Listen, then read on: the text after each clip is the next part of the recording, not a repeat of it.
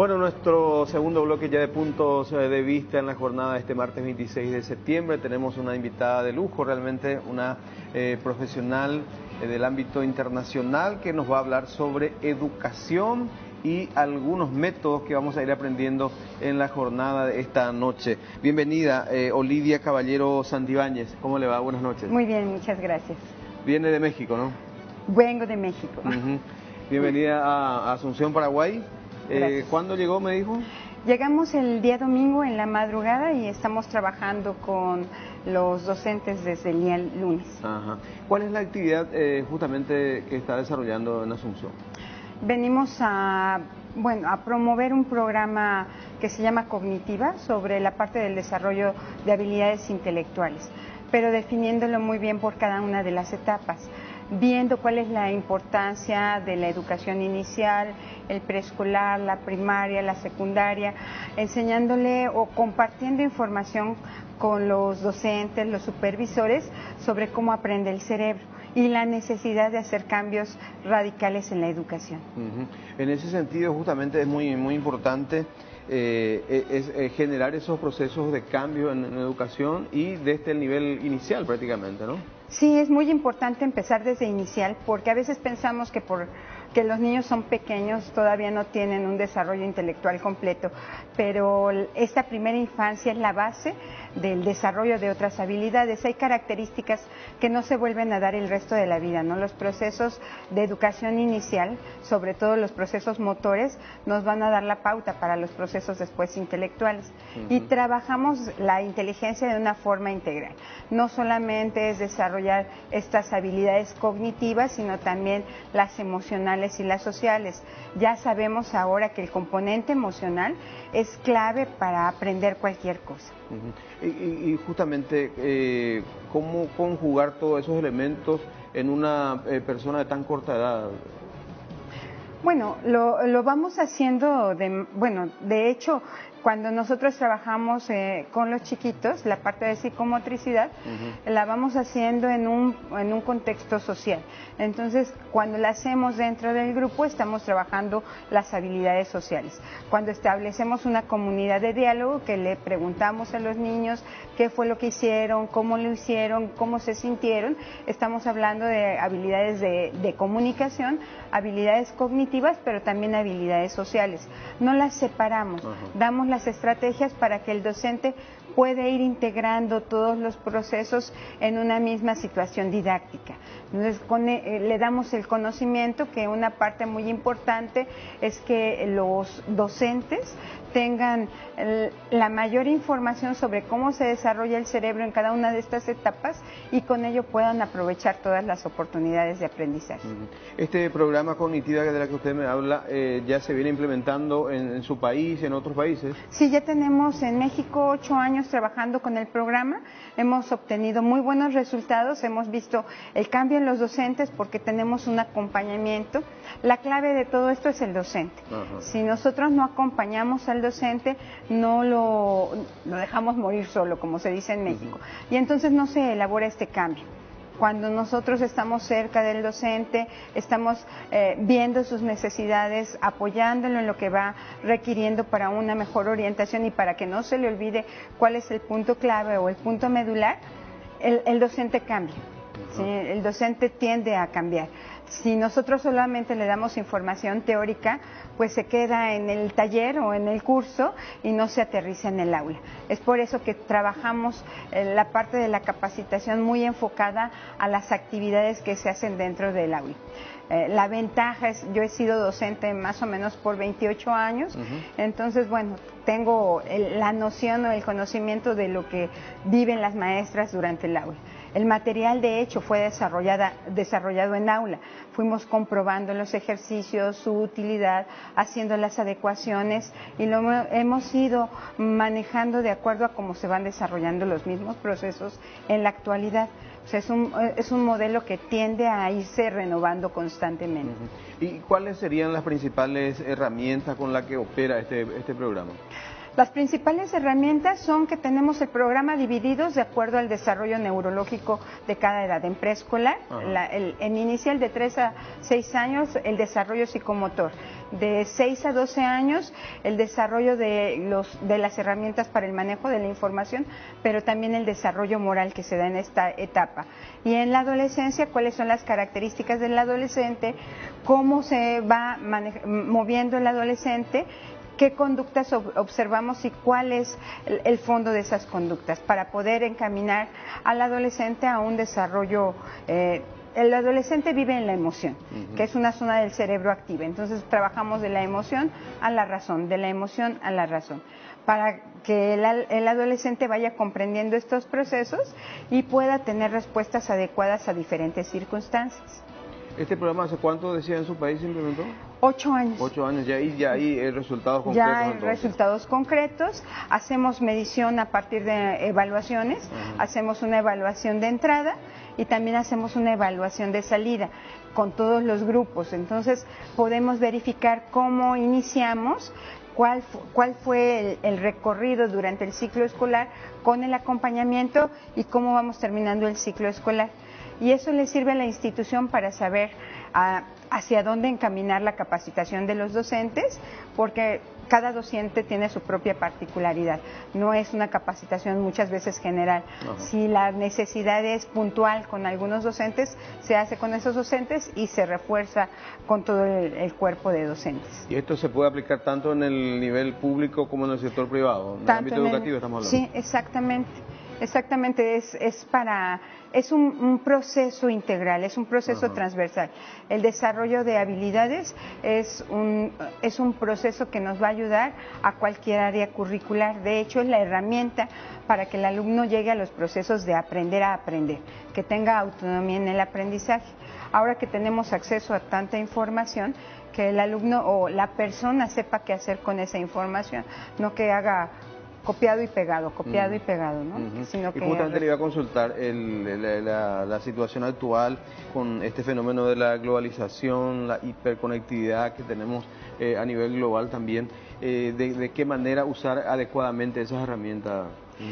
Pues la parte de la globalización nos ha afectado en todos los aspectos, en lo positivo y en lo negativo. El uso de la tecnología desde edades muy tempranas, en lugar de ayudar, empeora la situación, ¿no? O demerita el desarrollo de la inteligencia.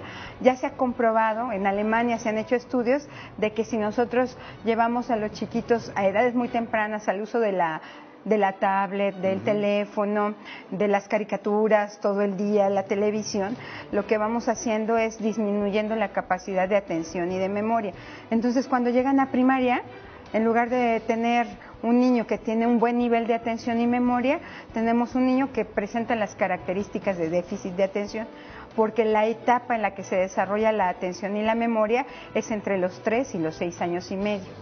Llega a la escuela y ya lo catalogamos como un chico con déficit de atención. Entonces la tecnología debe de ser una herramienta, pero no debe de suplir la experiencia que los niños deben de vivir con sus padres. A la familia le tocan las experiencias y a la escuela le tocan los métodos. Y estamos dejando que se dejen de vivir las experiencias porque, bueno, quiero platicar con mis amigos, te doy el teléfono, ¿no? O te doy la tablet. O en la camioneta llevamos ya la pantalla viendo a los niños la película para que no den lata y pierde la oportunidad de ver su entorno. Entonces, totalmente. La parte globalizadora ha trabajado en muchos aspectos. Una de las ventajas es que cada vez tenemos acceso a mayor información. Entonces, como docentes podemos capacitarnos constantemente, que esa es la intención, que el docente también sea capaz de buscar la información, de investigar y aprenda a aprender. Ahora, digamos, ya de hecho está trabajando con docentes de Paraguay. ¿Cuál es la percepción que tiene sobre la situación en Paraguay, digamos? Bueno, los docentes han manifestado que están muy interesados. Yo creo que tienen una muy buena disposición. Se apropiaron de la información, quisieron más información, están muy interesados y yo creo que la actitud es un 90%. Ya después nada más viene la compañía. Sí, entonces aprovechar que los docentes tuvieron este interés y poderlos encaminar hacia esa información, y cuando ellos se apropian de esa información la hacen suya y la aplican constantemente. Hoy tuvimos oportunidad de trabajar con supervisores del Ministerio de Educación. Ajá. Con muy buenos resultados también.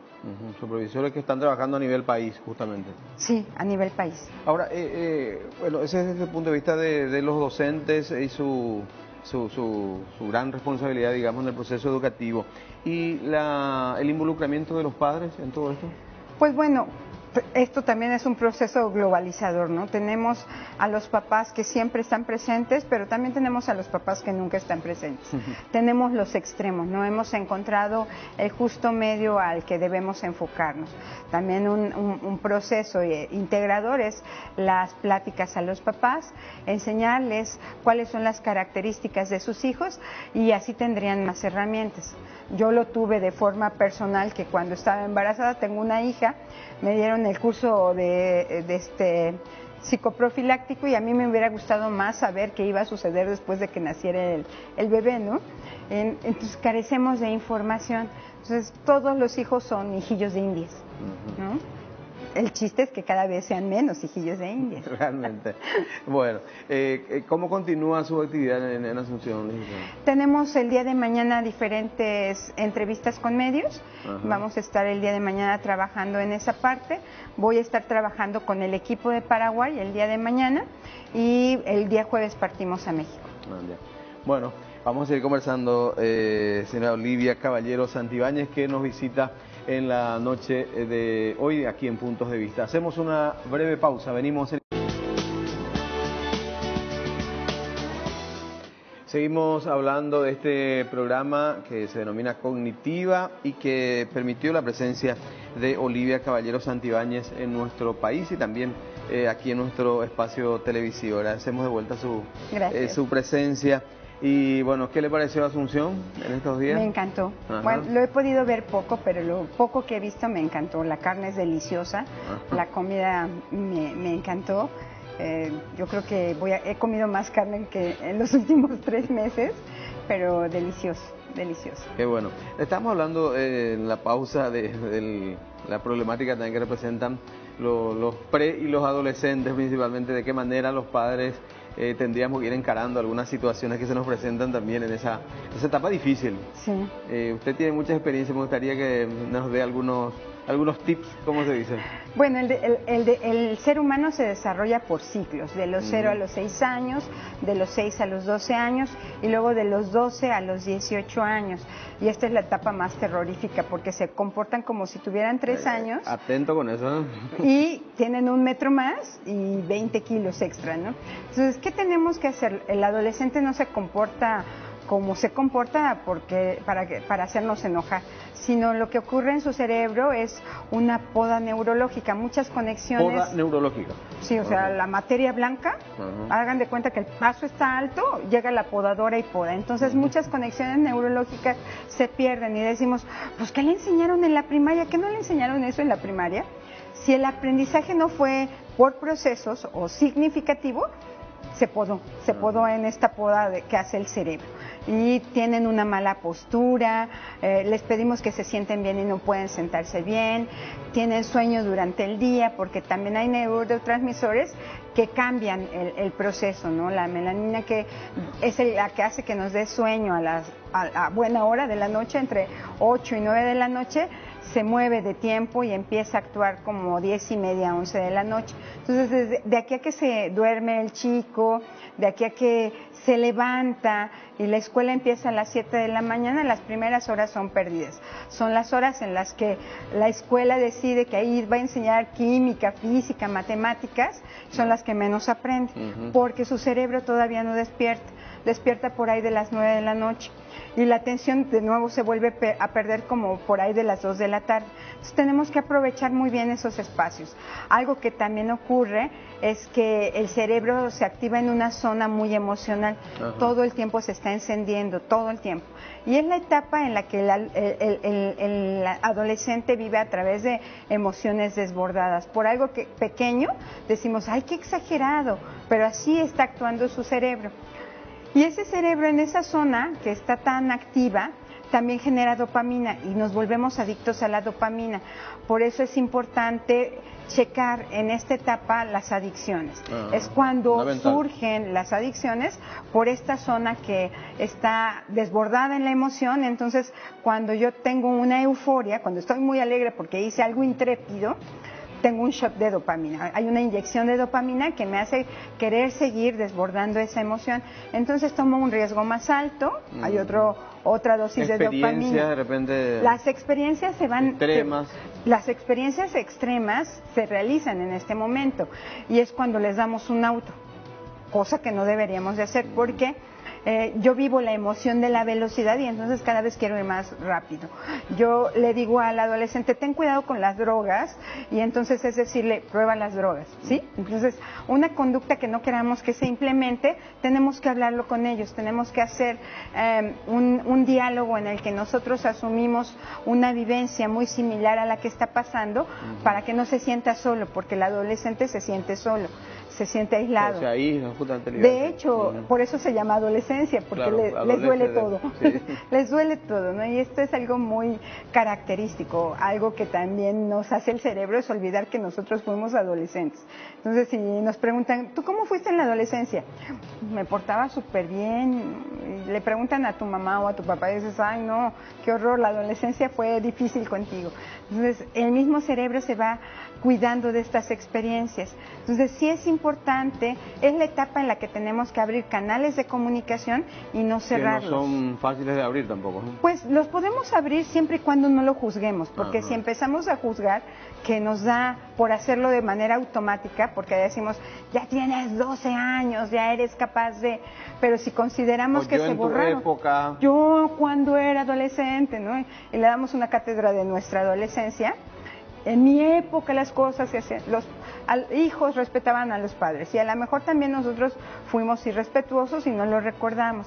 Entonces, si juzgamos, reforzamos la conducta negativa. Entonces, para eliminar o tratar de eliminar una conducta negativa, es importante establecer una comunicación episódica. ¿Cómo es esto? Una comunicación episódica es que yo le digo, estoy viendo cuál es la emoción que tiene. Puede ser una emoción que se desborda y a lo mejor es enojo, ¿no? Está enojadísimo, pero tengo que ver cuál es el sentimiento. A lo mejor el sentimiento es de tristeza, pero lo manifiesta con enojo. Entonces necesitamos decirle que comprendemos su emoción y entendemos por lo que está pasando. No juzgar es una clave fundamental. Una clave fundamental, porque cuando juzgamos, entonces la conducta se repite y va creciendo, va creciendo. Entonces tenemos que hacer esta parte de un diálogo de episodios, les digo yo que es como hacer tramos de telenovela, ¿no? Le decimos, cuando yo estuve en la secundaria, se me ocurrió irme de pinta y no me descubrieron la primera vez, pero la segunda vez, por confiarme, me descubrieron y tu abuela me dijo, me hizo, ¿no? Y el otro, ¡ah! ¿A poco? ¿Qué crees que una amiga mía también se fue de pinta y no la cacharon? Entonces, ¿la pueden cachar? Probablemente. Allí se da esa comunicación. ¿Sí? Ahí se da esa comunicación. Es cuando establecemos esta parte de la sincronicidad con el adolescente, que es ponerlo en mi emoción para que él actúe bajo estos parámetros. Eso que estamos viendo en pantalla compartida, ¿son algunas de las herramientas que se utilizan también en cognitiva? Ese es el programa de matemáticas que empleamos, es el programa de cuántica. Nosotros generamos modelos matemáticos con un material que tiene volumen, porque la parte del cerebro que desarrolla la aritmética está en el lóbulo parietal, que es el que ve la forma, la dimensión, el color. Entonces construimos modelos matemáticos, ahí pueden observar un trinomio al cuadrado, que lo vemos en secundaria. Sí. Si ven es un cuadrado... Y que si uno acá no aplica la fórmula, nunca entiende. Sí, el a cuadrada más, b cuadrada más, c cuadrada más, ¿sí? Entonces ahí lo tenemos, ahí lo construimos, tenemos colores primarios que registra adecuadamente el cerebro y vamos formando modelos matemáticos. Entonces ya la matemática es concreta, porque la matemática por lo regular es muy abstracta. Sí, y no, necesitamos dejar de verla plana, porque por muchos dibujos que hagamos sigue siendo plana. Y la parte volumétrica es la que desarrolla las conexiones neurológicas para que se consoliden los procesos. ¿Y esto es factible implementar en Paraguay? también es muy factible de implementar. Hemos trabajado en México con este programa también a nivel estatal. Lo tuvimos en el estado de Jalisco durante 6 años con muy buenos resultados, tanto en comunidades indígenas, en comunidades vulnerables, porque en el estado de Jalisco tenemos una característica muy especial. Los chicos, la matemática por lo regular la odiamos, si no la entendemos, la aborrecemos y consideramos la elección de carrera, o sea, nuestra vida, a partir de eliminar las matemáticas de nuestros procesos, y más si tuvimos experiencias emocionales negativas. ¿Qué sucede en Jalisco? Sucede continuamente que de 100 chicos que ingresan a la secundaria, para el segundo año casi la mitad reprueba matemáticas y ya no se inscriben. Ya no se inscriben al segundo grado. Entonces, del segundo grado hacia el tercer grado sucede exactamente lo mismo. Entonces, vienen terminando 75 chicos el nivel de secundaria. ¿Por qué? Porque mi experiencia, además allá están encadenadas matemáticas 1, 2, 3. Si no reprobo una, digo, pues ya para qué le sigo, ¿no? Entonces, el sentimiento de logro y competencia es mínimo. Si yo me siento incompetente, pues no sirvo para nada. Trabajamos en que el alumno se vaya sintiendo competente porque entiende lo que está haciendo. Sí, y construye por él mismo el concepto. El manipular los cubos hace la construcción del concepto. Excelente. Gracias por su presencia de vuelta y feliz estancia en Paraguay. ¿Sí? Muchas gracias. Bueno, despedimos así a Olivia Caballero Santibáñez, que gentilmente nos acompañó en la jornada de esta noche aquí en Puntos de Vista. Cerramos nuestro espacio. Buenas noches.